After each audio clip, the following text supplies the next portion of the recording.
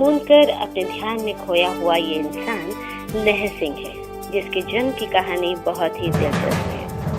मेरा जन्म पानी के अंदर हुआ था, नहर के अंदर हुआ था। और मेरी माँ ने अपने आप ज्वार का घोटा लेके आ रही थी, तो रास्ते में नहर पड़ रही थी गांव के खेत के बीच में। तो जब नहर से निकल रही थी, पानी के अंदर मेरा जन्म हो गया। इस वास्ते मेरा नाम नहर सिंह रख दिया गया। महात्मा जी के भविष्यवाणी के अनुसार नहर सिंह आज भारत माता का नाम ऊंचा करने में अपना जीवन बिता रहे हैं।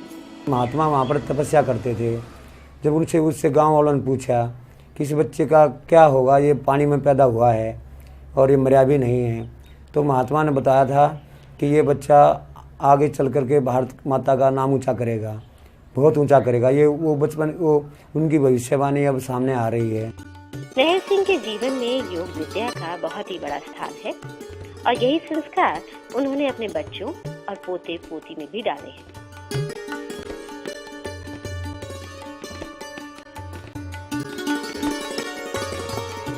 योग विद्या मैंने बचपन से सीख ली थी और उसका मैं अभी ये परिणाम निकल रहा है कि योग विद्या से मेरे दिमाग में बहुत ताकत रहती है और शरीर में कोई बीमारी नहीं रहती है। पापा ने बचपन से आदत डाली है, जैसे 4 बजे हम लोग उठते हैं, फिर योगा वगैरह करते हैं, उसके बाद जो डेली रूटीन होता है वो काम करते हैं।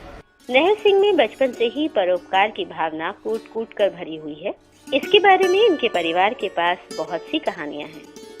गाँव में जैसे रजाई वगैरह हैं, पहले नहीं ऐसे ही रखते थे कि हाँ भी कोई मेहमान आ जाए, उनके लिए रखते थे बचा के।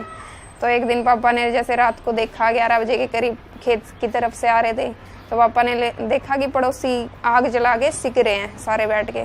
तो पापा ने पूछा, भाई तुम इस टाइम बैठे हो तो सोते क्यों नहीं? तो उन्होंने बताया कि भाई हमारे पास ओढ़ने को कुछ है ही नहीं, सर्दियों का टाइम था।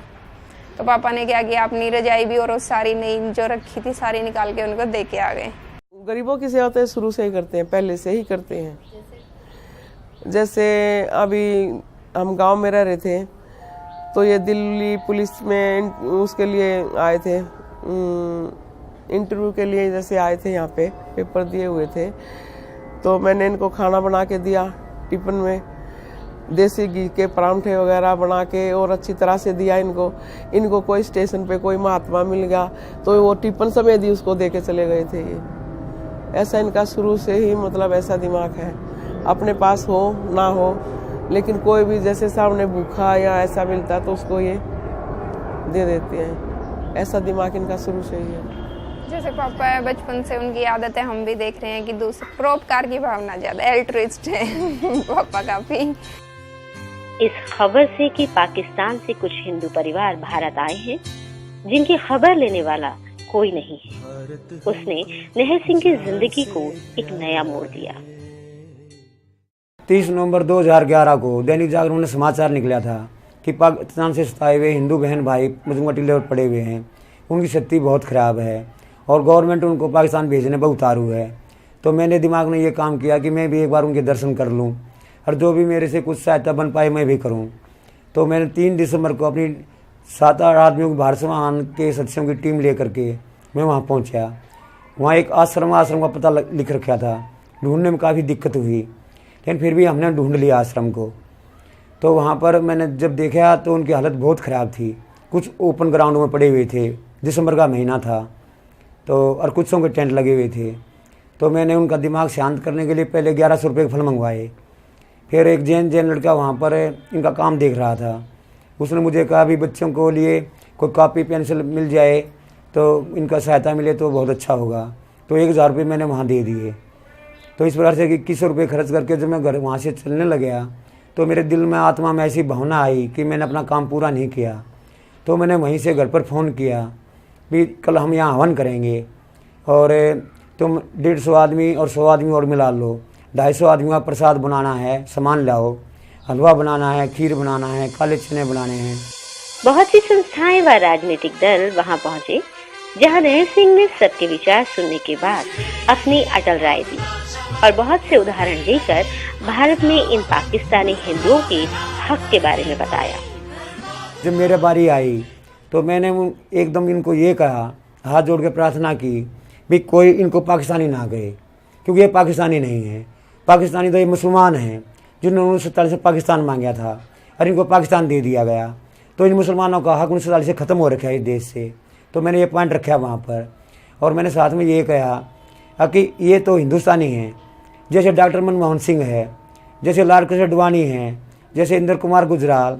ये जब डॉक्टर मनमोहन सिंह पाकिस्तान से आके भारत का प्रधानमंत्री बन सकता है, इंद्र कुमार गुजराल भारत का प्रधानमंत्री बन सकता है पाकिस्तान से आकर के, और लाल कृष्ण अडवाणी भारत का गृह मंत्री बन सकता है, तो जैसे इनका हक 1947 से इस देश में है, इसी प्रकार से जितने भी नॉन मुस्लिम थे पाकिस्तान में हैं, हिंदू, सिख, ईसाई, बौद्ध, जैन, यहूदी और मतांतरित लोग, मुसलमानों को छोड़ के सबका हक 1947 से इस देश में आया हुआ है।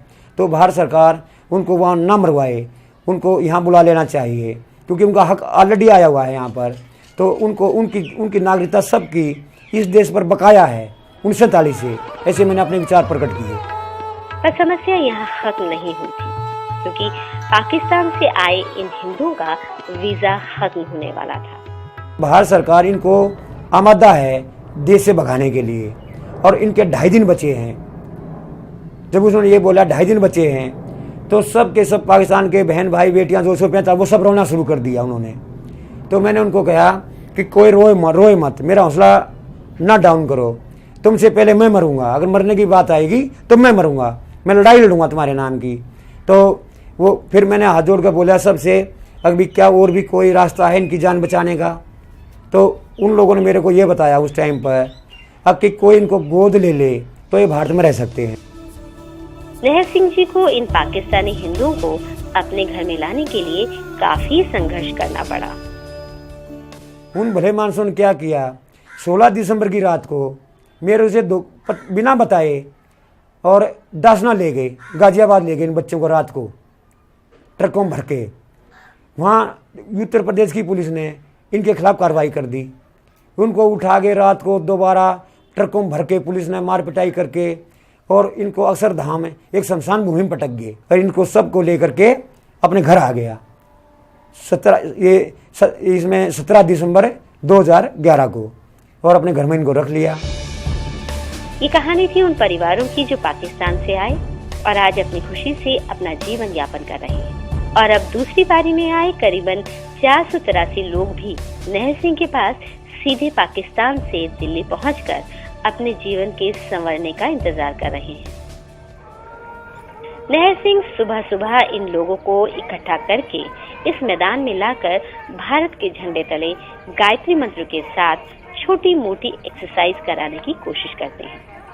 इन लोगों ने एक्सरसाइज अपनी जिंदगी में पहली बार की है और इसका आनंद वह पूरी तरह से उठा रहे हैं।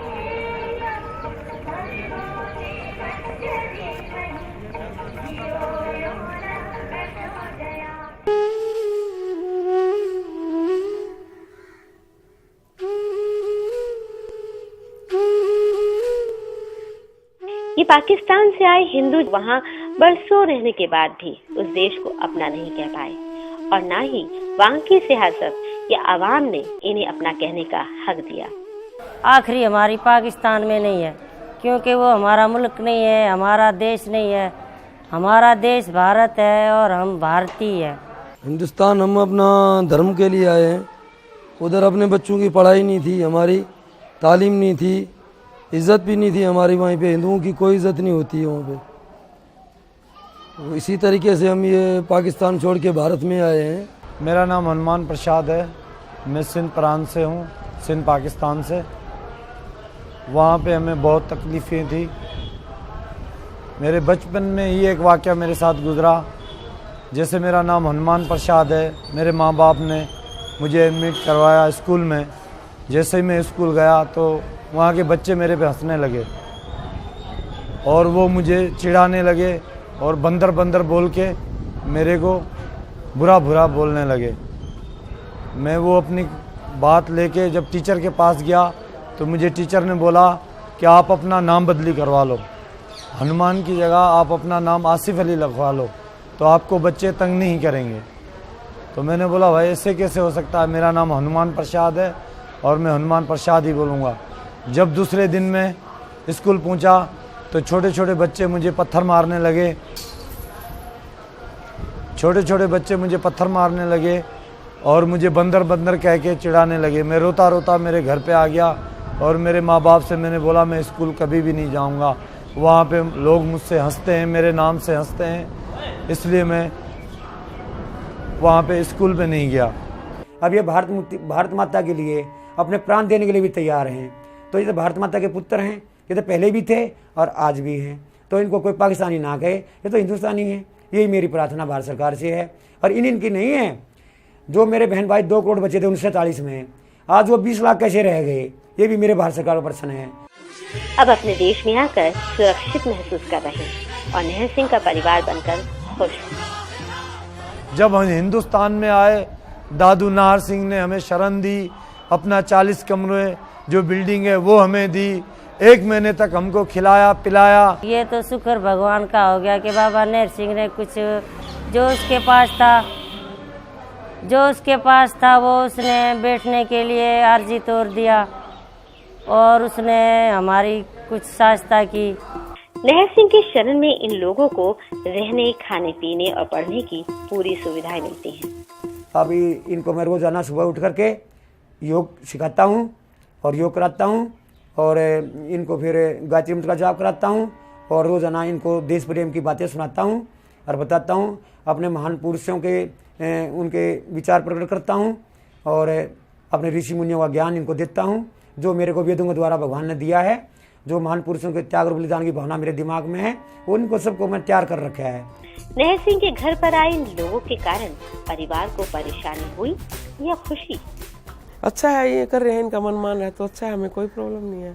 हमने थोड़ा अपना लेवल थोड़ा कम कर दिया, अभी खर्चा कम करेंगे हम लोग, अपना खर्चा कम करके इनका काम चल रहा है। नहर सिंह के साथ धीरे धीरे बहुत सी संस्थाएं जुड़ चुकी हैं और वो समय समय पर इन लोगों की मदद के लिए आगे आ रही हैं। सारी संस्थाएं जुड़ गई, विश्व हिंदू परिषद जुड़ गई, आर्य समाज जुड़ गया, RSS जुड़ गया, सारे ट्रेड के ऑर्गेनाइजेशन जुड़ गए, संस्थाएं जुड़ गई, हर मंदिर वाले सब जुड़ गए हमारे साथ में, सब सामान दे रहे हैं। कुछ 1-2 NGO भी साथ में आने की सोच रहे हैं। एक सोच एक विचार है, साईं मिलन है, सेवा भारती है, फैसला फाउंडेशन भी, ये सब मिल रहे आ रहे हैं।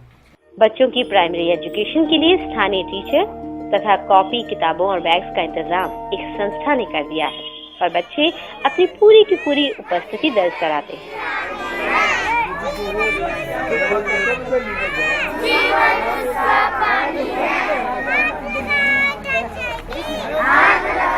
जब अध्यापिका से पूछा तो उन्होंने इन बच्चों की पढ़ाई में दिलचस्पी की प्रशंसा करते हुए बताया, इन बच्चों को पढ़ाने में मुझे ज़्यादा कोई परेशानी नहीं आ रही। इन्हें 2-3 बार समझाओ तो ये बच्चे समझ लेते हैं और इनका मैं बेसिक क्लियर करवा रही हूँ जिससे इनका स्कूल में एडमिशन हो सके और ये बच्चे आगे पढ़ सकें। इसलिए मैं इन्हें ABCD, SNR और 1, 2, 3, 4 सिखाती हूँ। ये बच्चे जल्दी समझ जाते हैं। काफी बच्चों के एडमिशन सरकारी स्कूल में हो गए हैं, जिससे बच्चे काफी खुश हैं। सुबह 8 बजे इनका स्कूल लगाया जाता है। जैसे कोई लड़की है वो टीचर लगा रखी है, वो इनको पढ़ाने के लिए आती है 8 बजे। फिर उसके बाद अभी तो जैसे MCD का स्कूल है, वहाँ पर भी इनके फॉर्म वगैरह भरवा दिए हैं, तो वहाँ पर भी इनके एडमिशन हो जाएंगे। तब एडमिशन हो जाएंगे तो उसके बाद ये अपना पढ़ना शुरू कर देंगे। धीरे धीरे सब कुछ इनका हो ही जाएगा। नहर सिंह के साथ ये परिवार बेहद खुश है और तो और सब एकजुट होकर मंदिर में यज्ञोपवीत कर रहे हैं।